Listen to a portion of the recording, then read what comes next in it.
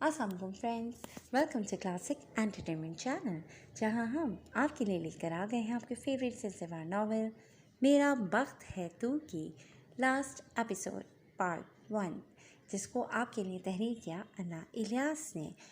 हम उम्मीद करते हैं कि आप इस नावल को एंजॉय करे होंगे और अपने कमेंट सेक्शन में हमें अपनी राय से ज़रूर आगाह कीजिएगा कि आपको ये नावल कैसा लग रहा है। तो जरा हम चलते हैं नावल की तरफ, मगर इससे पहले अगर आपने अभी तक हमारे चैनल को सब्सक्राइब नहीं किया तो इसको सब्सक्राइब करें, आइकॉन बटन दबाएं ताकि हमारी नई और म्यारी वीडियोस आपको सबसे पहले देखने को मिले। तो चलते हैं।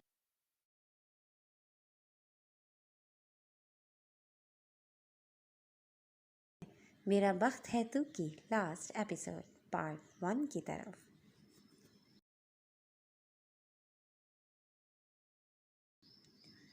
शाइस्ता खाला, इब्राहिम और फारान सभी अबूज़र की आमद पर खुश थे, सिवाय सफ़ा के।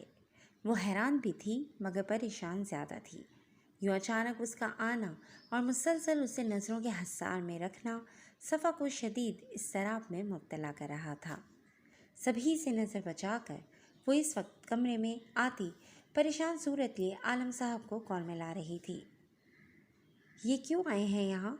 सलाम दुआ के फ़ौरन बाद वो असल बात की जानिब आई। उसका झंझलाहट भरा लहजा उन्हें मुस्कुराने पर भी मजबूर कर गया और किसी कदर उस पर तरस भी आया। ये सवाल तो तुम उसी से पूछो। वो उसे साफ हरी झंडी दिखा गए। मैं मान ही नहीं सकती कि आपसे राज़ो नियाज़ किए बिना वो यहाँ आ गए हैं। वो भी उन्हीं की बेटी होने का सबूत दे रही थी। सुबह का भोला शाम को घर लौट आए तो उसे भोला नहीं कहते ना। उन्होंने बेहद घिसी पिटी बात दोहराई। ओ प्लीज़ तायब्बू, मुझे आपसे ऐसी फरसूदा बातों की तवक्को नहीं। माथे पर बायां हाथ रखे, दाएं हाथ में थामा मोबाइल कान से लगाए वो उलझी हुई बेड के किनारे बैठी थी।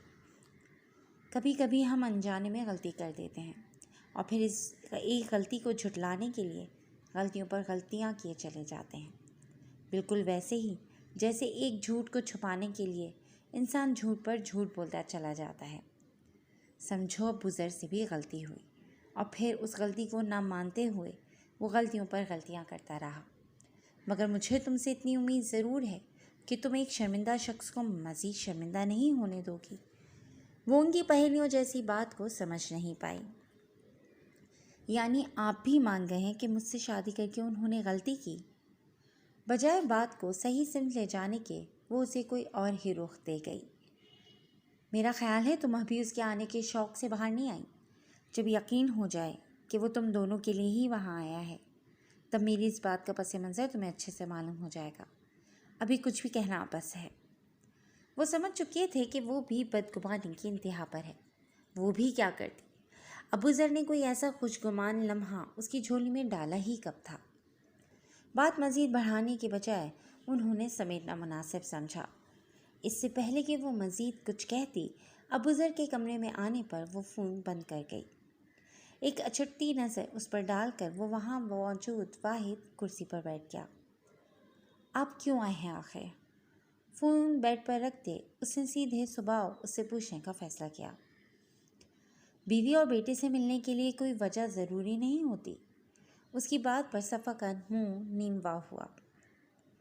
एक्सक्यूज़ मी, कौन सी बीवी? उसकी हैरान नज़रों से अबूज़र की मुतबस्सिम नज़रें टकराईं। फ़िलहाल तो इस रोए ज़मीन पर मेरी एक ही बीवी है जिसका नाम सफ़ा अबूज़र है। वो भी मुस्कुराते लहजे में उसे और परेशान कर गया। ये रिश्ता हम में ना कभी था ना ही है, फिर यूँ धड़ल्ले से ये सब कहने को मैं क्या समझूँ? वो आज किसी सूरत उसे बख्शने को तैयार ना थी। अपनी जगह से खड़े होते, दोनों बाजू सीने पर बांधते, वो उसे जांचती नज़रों से देखते हुए बोली। उसके यूँ तन कर खड़े होने पर वो भी अपनी जगह छोड़कर उसके मुकाबले आया। यही समझो कि मोहब्बत हो गई है तुमसे। उसके मुकाबले खड़े होते नज़रें उसके नाराज़ से चेहरे पर डालीं। उसकी तवक्को के मुताबिक नाराज़ चेहरे पर सुर्खी उभरी, मगर ये सुर्खी शर्म की नहीं, गुस्से की थी। आप मुझे बेवकूफ़ नहीं बना सकते। उंगली उठाकर गोया उसे वार्न किया। अबूज़र ने एक अबरूज खाकर उसकी उंगली को देखा, फिर ना सिर्फ उंगली बल्कि पूरा हाथ ही अपने कब्जे में कर लिया। صفا پھر سے حیرت زدہ تھی۔ یہ آج ہو کیا رہا تھا ان کے مابین؟ بنانے کی ضرورت نہیں۔ ہاتھ کو ہولے سے کھینچ کر چہرہ اس کے چہرے کے قریب کیا۔ وہ بدک کر پیچھے ہوئی، مگر ہاتھ اس کی گرفت میں ہونے کے سبب زیادہ پیچھے نہ ہو سکی۔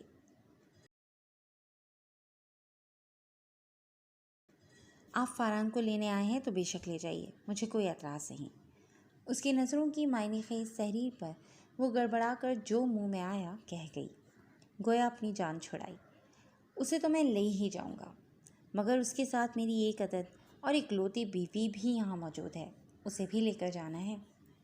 پھر سے ہاتھ کھینچ کر اسے قریب کیا۔ کچھ نہیں ہوں میں آپ کی، یہ سب آپ بہت بار اور بہت اچھے سے مجھے باور کروا چکے ہیں، بہتر ہے کہ آپ بار بار مجھے اذیت میں مبتلا مت کریں۔ ہاتھ چھڑانے کی کوشش کرتی وہ ایک بار پھر سے شرر بار نگاہوں سے اسے دیکھ کر بولی، اور یہ پاکستان نہیں جہاں آپ اپنی من مرضی کریں۔ آپ نے زبردستی کی تو میں پولیس کو کال کر کے آپ پر ہیرسمنٹ کا الزام لگوا دوں گی۔ اس کا غصہ آتش فشاں بن چکا تھا۔ اس کی بات سن کر بدلے میں اس سے زیادہ غصہ کرنے کے بجائے ابوذر نے بساختہ ہلکا سا کہکا لگایا۔ وہ جو اس کے پل پل بدلے اس موڈ پر حیرانگی سے اسے دیکھ رہی تھی، اس کی اگلی حرکت بلکہ جرأت پر صفا کو لگا اسے سانس لینا دوبھر ہو جائے گا۔ دوسرے ہاتھ سے یکدم اس کا چہرہ تھامے وہ اس کے چہرے پر پہلی محبت بھری بھرپور مہر ثبت کر گیا تھا۔ اب تمہارے ہیرسمنٹ کے کیس میں تھوڑا دم بھی ہوگا۔ پولیس کو یہ ضرور بتانا کہ میں نے کیسے ہراس کیا تھا تمہیں۔ ایک جتاتی نظر اس کے چہرے پر ڈالتے اسے وہیں پریشان سا چھوڑ کر وہ کمرے سے جا چکا تھا۔ صفا دروازہ بند ہونے پر جیسے ہوش میں آئی۔ اس کا زبردستی کا یہ لمس جان لیوا تھا۔ صفا نے بائیں ہاتھ کی پشت سے گال رگڑے جہاں اس کا لمس ابھی تازہ تھا۔ چھیٹا، بدتمیز! روحان سی ہوتی وہ بیڈ پر بیٹھتے جس قدر اسے برا بھلا کہہ سکتی تھی کہہ رہی تھی۔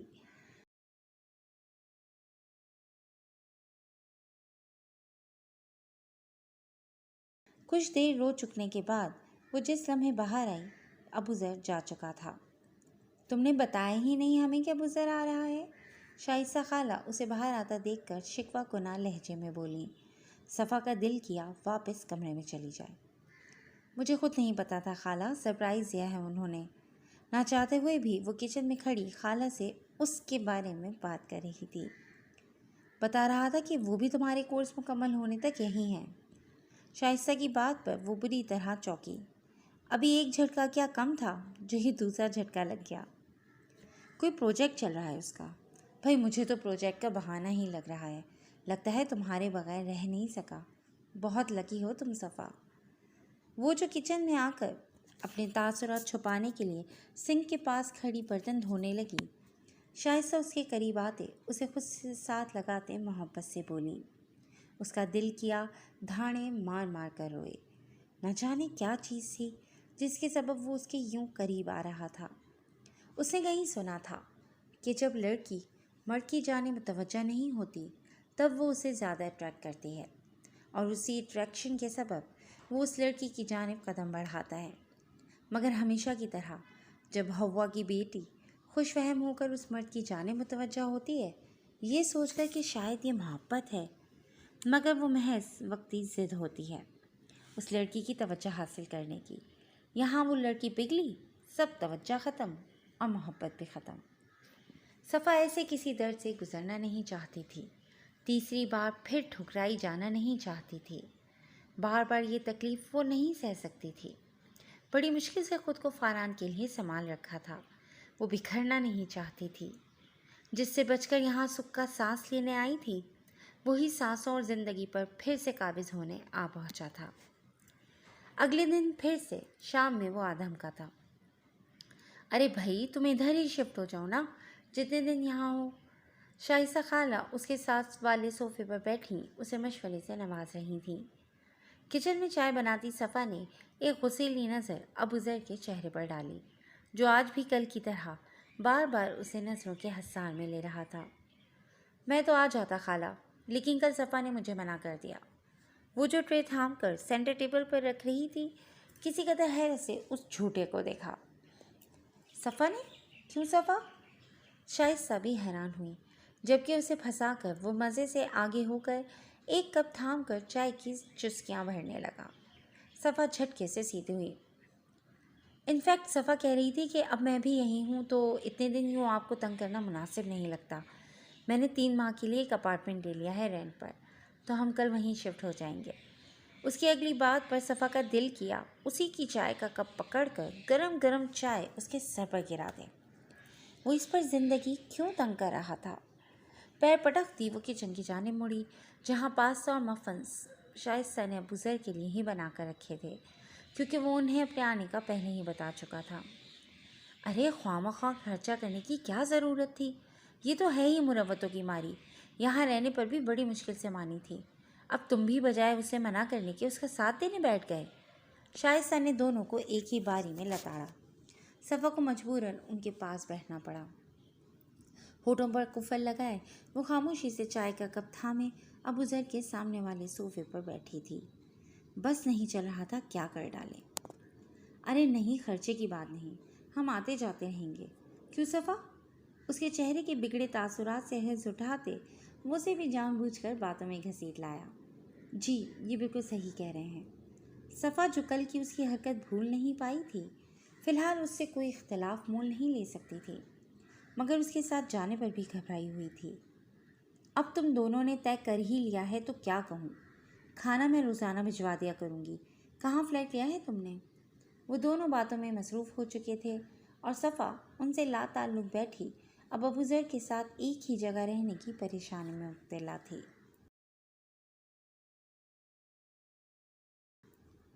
اگلے دن وہ خاموشی سے اپنا اور فرحان کا سامان لے کر اس کے ہمراہ اس کے اپارٹمنٹ میں شفٹ ہو گئی تھی، مگر مزید اس کی کوئی بات ماننے کا اس کا ارادہ نہیں تھا۔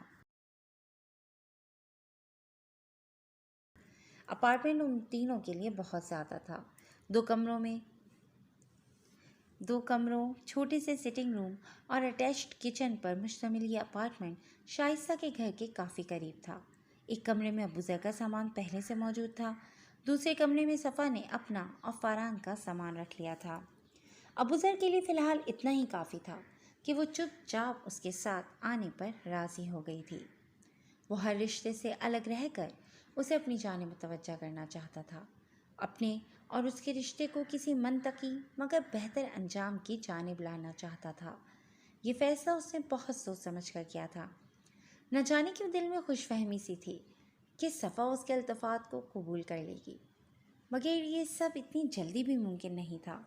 اس نے اپنی ضد کے باعث پہلے ہی اسے خود سے بہت بدگمان کر دیا تھا۔ اب وہ جھکنا چاہتا تھا، زندگی میں خوشگوار ٹھہراؤ لانا چاہتا تھا۔ اسے بتانا چاہتا تھا کہ بہت سال پہلے اس کے والدین کا اسے ابو ذر کے لیے چنا جانا بہترین فیصلہ تھا، جسے اس کی ہر دھرمی نے غلط فیصلہ بنا دیا تھا۔ آپ کو یہ اپارٹمنٹ پسند آیا؟ ابو ذر فرحان کے ہمراہ سٹنگ روم میں صوفے پر بیٹھا تھا۔ نائس ہے، فرحان صاف گوئی سے بولا۔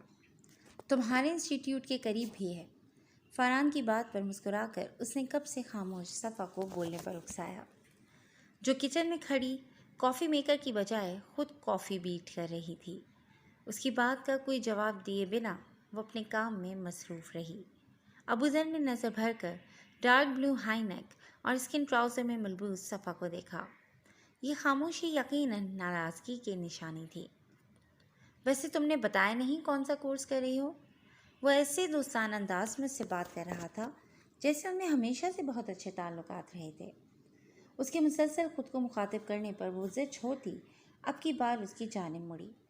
صبر کی گھونٹ پینے کا اس کا بیزار جواب اور چڑچڑا لہجہ ابو ذر کو کھل کر ہنسنے پر مجبور کر گیا۔ اس جوک کا کیا مطلب ہے پاپا؟ فرحان صفا کی بات پر اس کے ہنسنے کو لے کر یہی سمجھا کہ صفا نے اسے جوک سنایا ہے، مگر اتنا چھوٹا جوک کون سا ہو سکتا ہے؟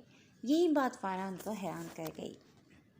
آپ کی انیا آج کل جوکس کا کورس کر رہی ہیں، اور یہ جوکس سب کی سمجھ میں نہیں آتے، صرف پاپا کو سمجھ آتے ہیں، کیونکہ یہ اسپیشل کورس میرے لیے ہے بس۔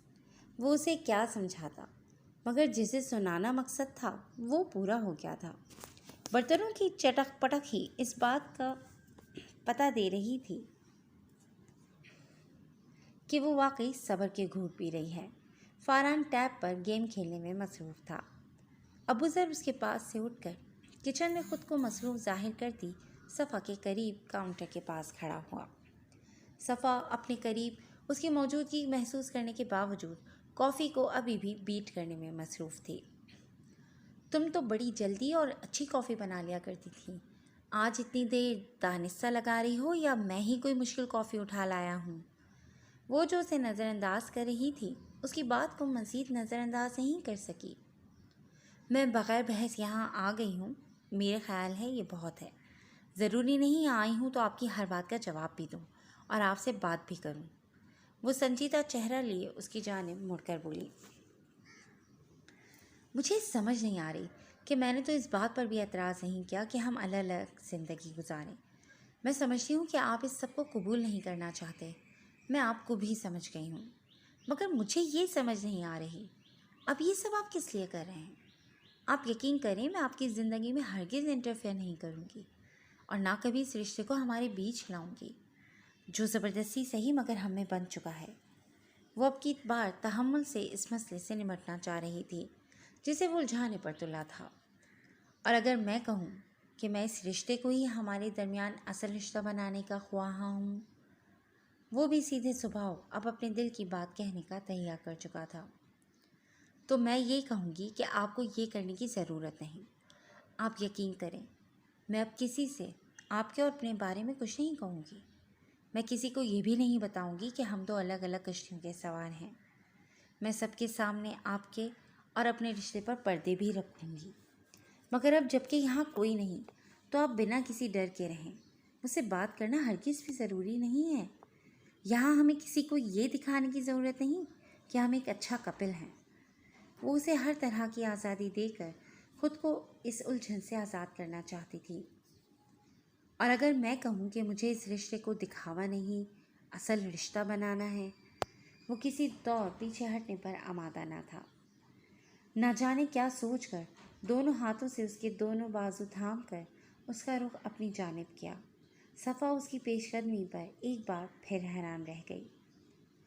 کیا ضروری ہے ہم پچھلی سب باتوں کو، غلطیوں کو دہرائیں؟ کیا چیزوں کو نئے سرے سے شروع نہیں کیا جا سکتا؟ اس کے چہرے کی طرح اس کی آنکھوں میں بھی اس لمحے بے حد نرم تاثرات تھے۔ صفا دہل گئی۔ کیا وہ محبت کا کھیل کھیل کر اس کے جذبات کو اب کی بار ٹھیس پہنچانا چاہتا تھا؟ آپ کس مجبوری کے تحت یہ سب کر رہے ہیں؟ میری سمجھ سے باہر ہے۔ اب کی بار وہ اس کا حصار جھٹک کر غصے سے بولی۔ اس سے پہلے کہ وہ مزید کچھ کہتا وہ کچن سے نکل کر اپنے کمرے کی جانب چلی گئی۔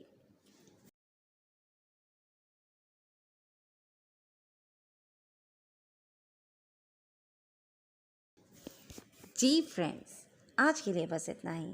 تو جناب آپ کو کیا لگتا ہے کہ صفا اور ابوذر کا رشتہ کیا رخ اختیار کرے گا اور رنا الیاس ہمیں کیا اینڈ دینے والی ہیں اس ناول کا؟ یہ تو اب آپ کو نیکسٹ ایپیسوڈ پہ ہی پتہ چلے گا جو بہت جلد ہم آپ کے لیے لے کر آئیں گے، مگر آپ ہمیں اپنی کمنٹ سیکشن میں اپنی رائے سے اور اس کہانی کے انجام سے ضرور آگاہ کیجیے گا۔ ٹل دین ٹیک کیئر اینڈ اللہ حافظ۔